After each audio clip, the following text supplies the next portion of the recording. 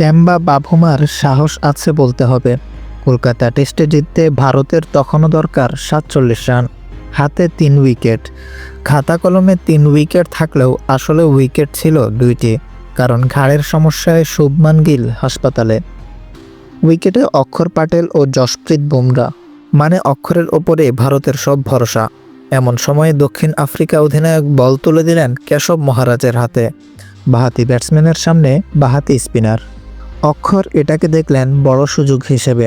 প্রথম ৪ বলের মধ্যেই মারলেন ২টি ছক্কা, ১টি ৪। দক্ষিণ আফ্রিকা অধিনায়কের সিদ্ধান্ত নিয়ে তখন ধারাভাষ্যপক্ষে প্রশ্ন, কিন্তু দৃশ্যপট পাল্টে গেল পরক্ষণেই। লোভে পড়ে অক্ষর ছক্কার চেষ্টা করলেন পঞ্চম বলেও। এবার বাভুমার হাতেই ক্যাচ।